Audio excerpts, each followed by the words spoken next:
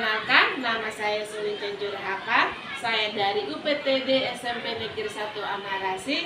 Saya calon guru penggerak angkatan 10 di Nusa Tenggara Timur, yaitu Kabupaten Kupang. Ini judul tugas saya. Selamat menyaksikan.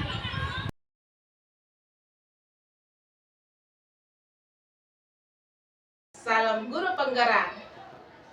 Dengan kesempatan ini saya akan mewawancarai Bapak Kepala Sekolah, yaitu Bapak Andi Mesger Abinaino selaku Bapak Kepala Sekolah SMP Negeri 1 Amarasi.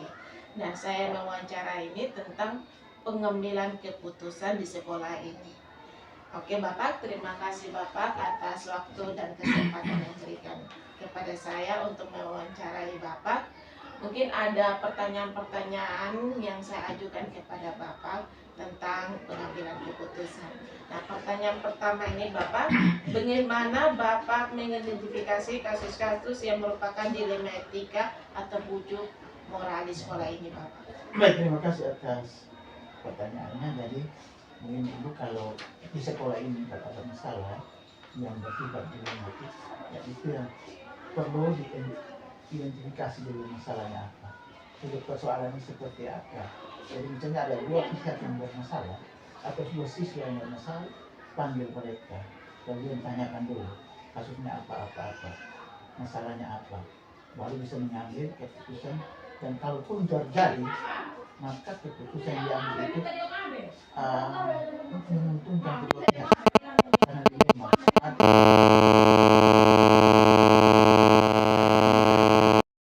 Mungkin dari pengambilan keputusan itu Bapak tidak mau ada siswa yang ada yang untung, ada yang dirugikan ya Bapak ya. Jadi Bapak itu mengambil keputusan itu dengan bijak. Itu mungkin satu perasaannya Bapak, dilema etika untuk mengambil keputusan ya Bapak ya. Oke Bapak. Dan pertanyaan yang selanjutnya itu Bapak, bagaimana Bapak menjalankan pengambilan keputusan di sekolah Bapak, terutama untuk kasus-kasus di mana ada dua kepentingan yang sama-sama benar atau sama-sama mengandung nilai kebajikan? Ya, itu juga. Kalau misalnya masalah-masalah itu yang sama-sama menguntungkan, berarti yang solusi yang saya tempuh adalah mencari solusi jalan terbaik untuk kedua pihak ini. Walaupun dia bermasalah, tapi nanti sebentar lewat damai, kedua pihak ini damaikan lagi, sehingga kemudian memberikan nasihat kepada mereka bahwa kasus yang ini tidak boleh dibuat lagi. Kemudian setelah itu dibuat surat pernyataan. Ya, keduanya tadi setelah dikasih penjelasan, nasihat, ya supaya tidak mengulangi lagi. Dibuat surat pernyataan supaya tidak bisa mengulangi lagi. Sehingga dalam kami menyelesaikan kasus ini, tentu kita pakai solusi yang terbaik, sehingga dua-duanya tidak dirugikan, dua-duanya sama, hanya bagaimana caranya supaya mereka itu damai. Ya, artinya bahwa damai dan tidak dikorbankan, semua sama-sama. Oke, berarti kita harus menemukan solusi untuk menyelesaikan masalah. Itu satu pengambilan keputusan dari Bapak. Oke, itu pengambilan keputusan yang sangat bijak ya Bapak. Itu ada masuk di nilai kebijakan yang Bapak mengambil keputusan. Oke Bapak, mungkin langkah-langkah prosedur seperti apa yang Bapak lakukan selama ini dalam kasus-kasus tersebut? Ya, kan langkah-langkah awal itu misalnya ada kasus, ada masalah, tentu masalah itu tidak langsung dilaporkan ke kepala sekolah. Pasti yang pertama langsung ke ibu piket. Nah, hari ini itu melakukan piket, kemudian piket mengatasi masalah, ya, menyelesaikan masalah. Kalaupun tidak, wali kelasnya tidak bisa menyelesaikan masalah, langkah selanjutnya ke guru BK. Apabila itu semua tidak bisa lagi diselesaikan, maka baru sampai ke kepala sekolah. Ya, tapi kalau misalnya kasus itu sudah diselesaikan oleh piket atau wali kelas dan guru BK, saya pikir kepala sekolah aman. Tidak bisa diselesaikan. Kecuali masalah itu tidak bisa diselesaikan oleh pihak yang tadi saya sebut, sampai guru BK tiket dan wali kelas, tiket wali sekolah yang keputusan. Tapi harus melihat kasusnya, keputusan yang diambil, kemudian dampaknya terhadap ya. Setiap keputusan itu tidak bisa, kecuali kasus-kasus yang tidak bisa ditolerir, mungkin seperti pelecehan seksual atau penipuan terhadap atau yang lain-lain itu bisa. Tapi kalau kasus-kasus yang bisa diselesaikan cukup diselesaikan. Oke, Bapak. Dari tahap-tahap ini dan tahap yang Bapak sampaikan, yaitu dengan secara prosedur dulu dengan siswa yang bermasalah ditindaklanjuti oleh guru piket. Habis itu kalau misalnya guru piket tidak menemukan solusi, jadi di guru BK. Kalau misalnya sudah sampai mungkin sudah di guru BK atau guru piket sudah menemukan solusi, jadi tidak disampaikan ke Bapak. Kalau sudah sampai ke saya, berarti kita sudah ambil Oke Bapak, mungkin kalau misalnya dengan sudah maksudnya kasus yang tersebut sudah sampai di Bapak daripada panggilan untuk orang tua. orang tua, nanti tentu saya akan libatkan guru BK, wali kelas, dan kita mencari solusi. Masalah tadi itu bahwa setiap masalah itu pasti ada punya solusi atau Oke. Terima kasih Bapak. Oke, pertanyaan selanjutnya, hal-hal apa saja yang Bapak anggap efektif dalam pengambilan keputusan pada kasus-kasus dilema etika? kita lihat hal yang sangat efektif.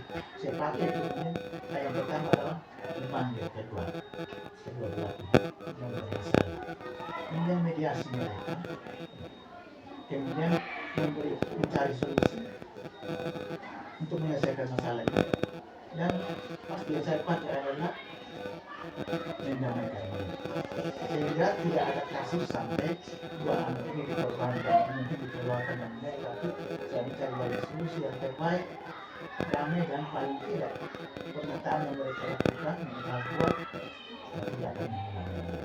Itu langkah yang saya ambil. Oke Bapak, terima kasih Bapak. Itu langkah-langkah luar biasa Bapak untuk Bapak pengambilan keputusan. Saya apresiasi sekali dengan langkah-langkah Bapak. Oke, pertanyaan selanjutnya, hal-hal apa saja selama ini merupakan tantangan dalam pengambilan keputusan pada kasus-kasus dilema ini? Ya, kalau yang misalnya tantangan yang kita bisa selama tidak terlalu berat. Oh ya. Dapat saya ada kasus-kasusnya luar biasa yang menjadi tantangan untuk saya untuk mengambil keputusan. Tetapi yang saya alami selama ini hal yang normal saja, misalnya yang biasa-biasa saja.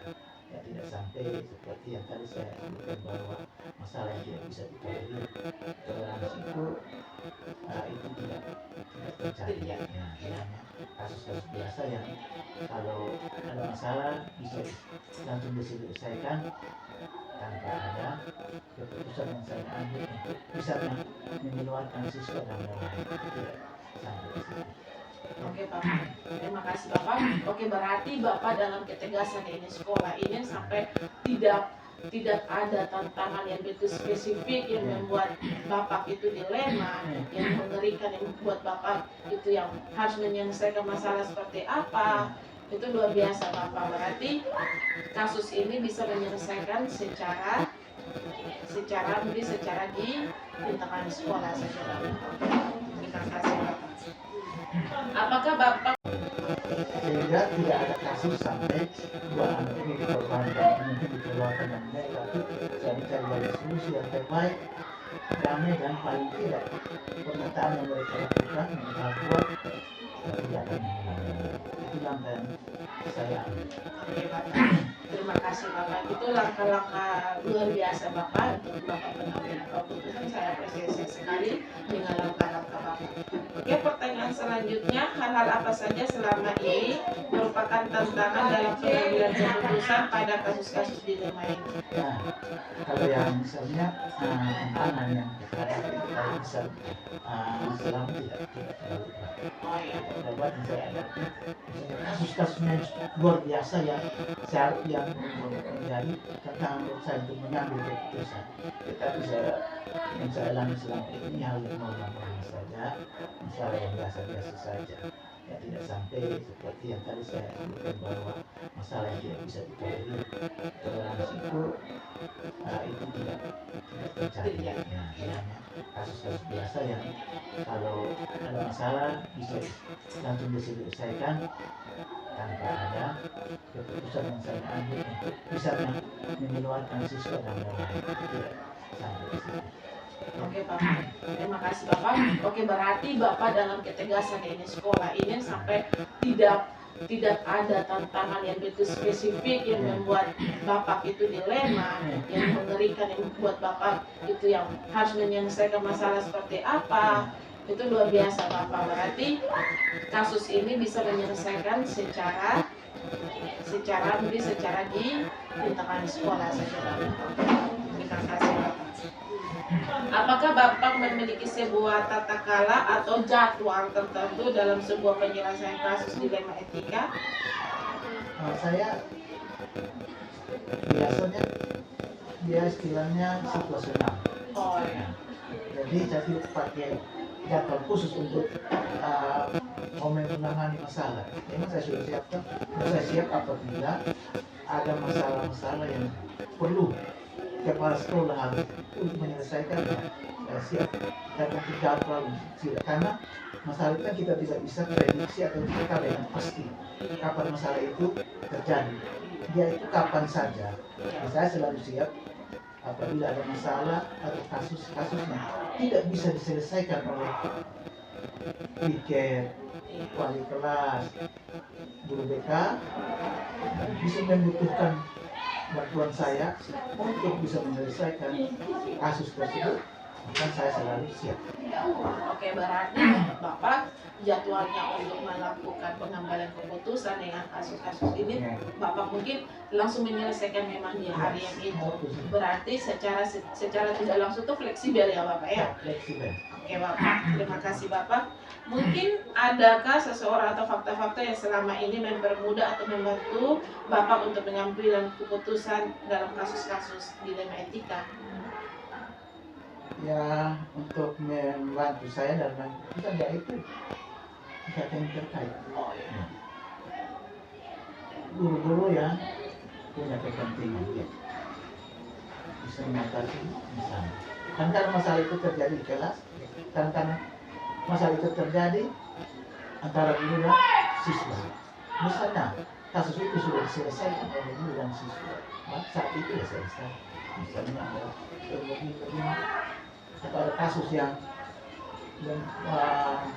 terjadi saat ibu atau guru ada dalam kelas dan bisa menyelesaikannya sudah. Itu yang menolong. Jadi kalau misalnya sama mengambil keputusan, kalau kasus ini sudah diselesaikan dan mungkin minta persetujuan bersama, saya lihat kalau kasus ini sudah diselesaikan dengan banyak sudah cukup sampai di situ. Saya tidak usah, saya itu dengan keputusan yang terbaik dan hasil ya laporan dari BPK dari Om misalnya Bapak kasusnya seperti ini, langkah yang saya ambil misalnya ini yang sudah sudah. Kalau keputusannya sudah itu masalah sudah selesai. Oh ya. Ya, perlu ditindak lanjuti lagi. Oke Bapak, terima kasih Bapak. Berarti ini faktor-faktor yang mempermudah atau siapa saja yang membantu Bapak untuk mengatasi masalah itu adalah rekan-rekan guru. Komunikasi. Ya, oke. Oh berarti dalam kasus ini ada kolaborasi antara guru Bapak ya? Oke, dengan Bapak kepala sekolah. Oke, terima kasih Bapak. Mungkin ini pertanyaan yang terakhir Bapak. Oke, dari semua hal yang telah Bapak sampaikan, pembelajaran apa yang Bapak petik dari pengalaman untuk mengambil keputusan dilema etika Bapak? Ya, jadi dari pengalaman saya ambil bahwa untuk mengambil suatu keputusan tidak boleh tergesa-gesa, tidak boleh tergesa-gesa, dan melihat kasusnya seperti apa, kemudian identifikasi kasusnya, kemudian memperhatikan ya tentang dampak yang akan terjadi apabila mengambil keputusan. Ya, sehingga setelah itu semua baru bisa saya mengambil keputusan yang terakhir. Jadi saya mempelajari kasusnya seperti apa, dan yang saya lakukan setiap saat adalah bahwa harus menyelesaikan setiap kasus dengan baik. Jangan menyelesaikan masalah dan menimbulkan masalah yang baru, tetapi menyelesaikan suatu masalah secara baik dan tuntas. Oke Bapak, terima kasih Bapak. Wih, Bapak luar biasa sekali ya. Saya apresiasi sekali dengan Bapak punya kebijakan, dengan Bapak pengambilan keputusan yang memiliki nilai-nilai. Saya sangat terharu Bapak dan apresiasi sekali Bapak dengan cara Bapak mengambil keputusan itu dan pembelajarannya Bapak itu. Bapak tidak mengambil keputusan itu dengan tergesa-gesa, tapi Bapak telah dulu kasus apa yang harus diselesaikan seperti itu Bapak. Oke Bapak, mungkin dengan kita berbincang-bincang seperti ini Bapak, saya juga merasa senang. Mungkin saya ke depannya bisa menerapkan apa yang Bapak menerapkan di sekolah ini Bapak. Oke Bapak, terima kasih Bapak atas waktu dan kesempatan yang sudah berikan kepada saya dan telah berbincang-bincang mungkin dengan waktu yang sesingkat-singkat mungkin ini Bapak. Terima kasih Bapak, dan kita akan melakukan aktivitas seperti biasa Bapak. Terima kasih Bapak.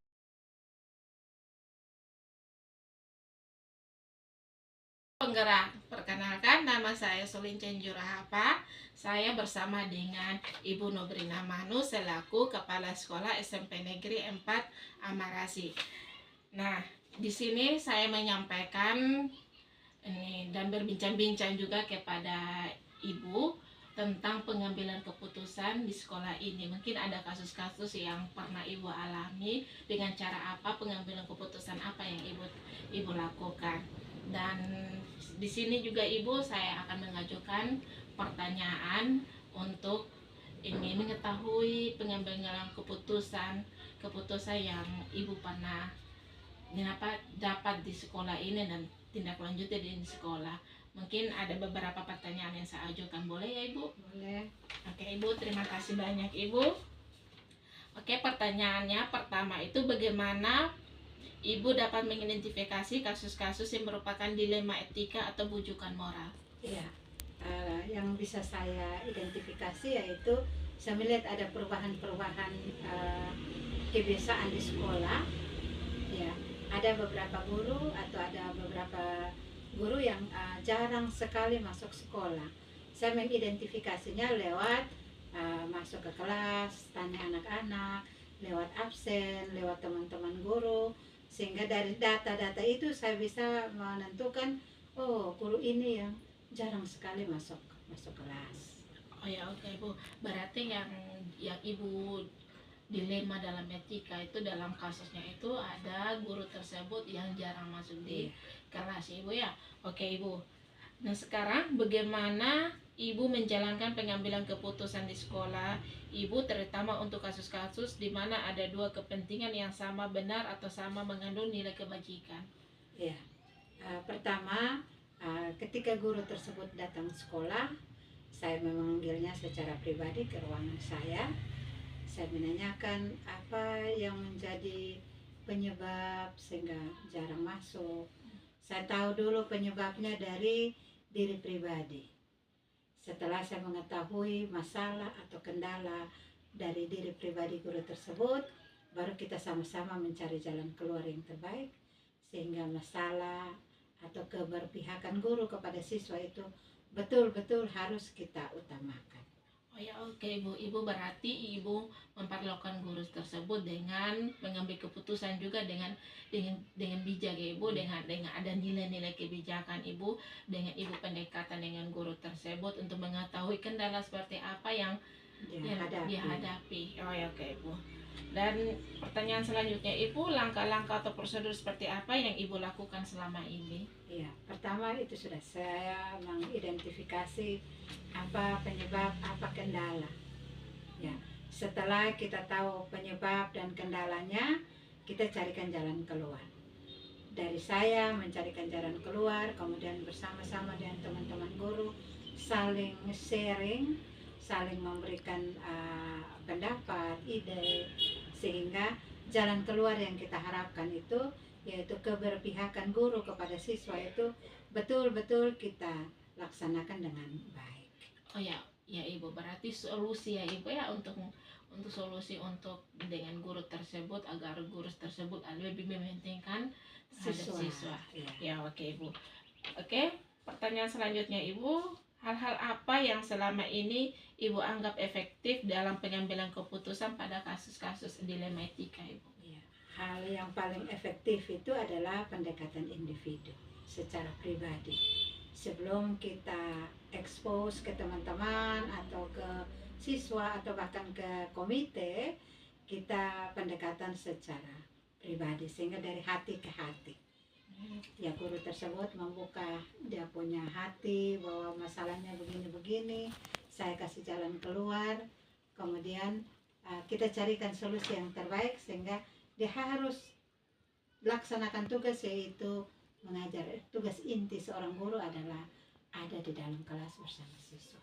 Oh ya Ibu, dengan cara pendekatan ya Ibu ya, dengan pendekatan Ibu bisa mengetahui dia kendala kenapa tidak masuk dalam kelas. Oke Ibu, terus Ibu, hal-hal apa saja selama ini merupakan tantangan dalam pengambilan keputusan pada kasus-kasus dilema etika Ibu?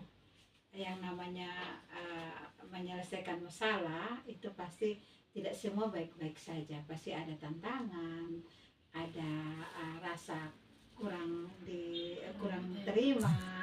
Nah, itu caranya juga lagi-lagi saya masih menggunakan pendekatan individu dari hati ke hati. Kemudian masalah tersebut kita selesaikan di dalam sekolah saja, dia tidak bias kemana-mana, sehingga masalah itu cukup ada atau cukup diketahui oleh warga sekolah. Kalau boleh siswa juga tidak usah tahu, hanya antara kepala sekolah. Kalau memang hanya luar biasa baru guru-guru tahu. Sehingga yang bersangkutan tidak ada rasa ilfil atau rasa kurang percaya diri, aduh beta ada dapat masalah, teman-teman guru tahu, siswa tahu. Cukup secara pribadi dengan kepala sekolah dulu. Oh ya, oke Ibu, terima kasih Bu. Aduh, Ibu punya tindakan yang Ibu lakukan kepada guru tersebut itu sangat luar biasa Ibu. Saya apresiasi sekali dengan tindakan tersebut. Itu membuat guru tersebut juga dia kurang dengan rasa percaya diri Ibu ya. Di saat ketika dia dapat masalah dengan panggilan atau pendekatan secara dari hati ke hati, dan dia bisa membuka hati juga apa yang dia punya kendala, dan Ibu juga memberikan sebuah pertanyaan yang terhadap dia untuk mencari solusi bagaimana. Itu bagus Ibu, itu pendekatan yang sangat luar biasa Ibu, saya apresiasi sekali Ibu. Dan juga Ibu, apakah ada memiliki sebuah tata cara atau jadwal tertentu dalam sebuah penyelesaian kasus dilema etika? Ya, secara prosedural saya tidak buat jadwal untuk menyelesaikan, karena itu pasti tidak semua baik-baik saja, pasti ada tantangan, ada rasa kurang terima. Nah, itu caranya juga lagi-lagi saya masih menggunakan pendekatan individu dari hati ke hati. Kemudian masalah tersebut kita selesaikan di dalam sekolah saja, dia tidak bias kemana-mana, sehingga masalah itu cukup ada atau cukup diketahui oleh warga sekolah. Kalau boleh siswa juga tidak usah tahu, hanya antara kepala sekolah. Kalau memang hanya luar biasa baru guru-guru tahu. Sehingga yang bersangkutan tidak ada rasa ilfil atau rasa kurang percaya diri, aduh beta ada dapat masalah, teman-teman guru tahu, siswa tahu. Cukup secara pribadi dengan kepala sekolah dulu.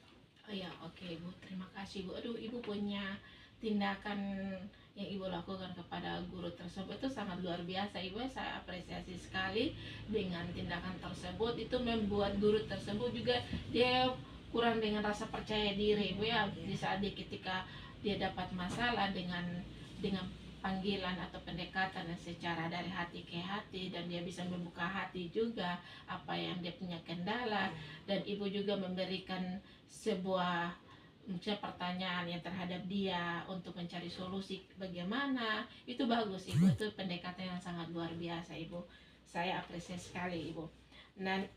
Dan juga Ibu, apakah ada memiliki sebuah tata cara atau jadwal tertentu dalam sebuah penyelesaian kasus dilema etika? Ya, secara prosedural saya tidak buat jadwal untuk menyelesaikan karena kita tidak tahu kapan itu masalah datang. Sehingga ketika ada masalah, kita langsung selesaikan. Kita langsung selesaikan sehingga masalah itu tidak membias kemana-mana. Dia hanya ada di sekolah dan langsung kita selesaikan. Oh ya Ibu, berarti tidak terjadwal ya Tidak Ibu, terjadwal. karena kita juga kan tidak Tidak tahu tahu masalah kapan datang. Iya.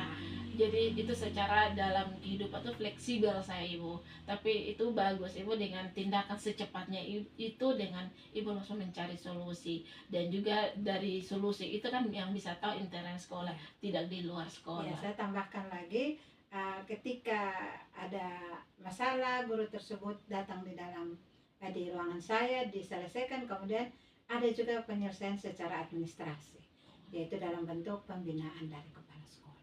Oh ya, Iya. aduh itu Itu bagus sebagai ini bukti fisik bahwa guru tersebut pernah dibina. Aduh itu bagus sekali Iya. Ibu.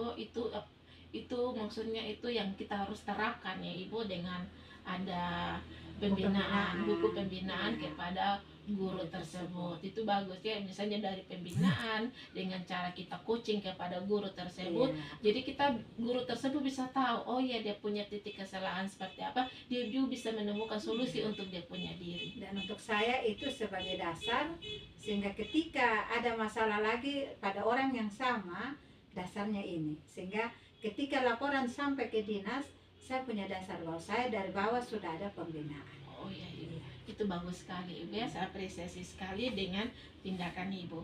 Oke Ibu, saya lanjutkan dengan pertanyaan.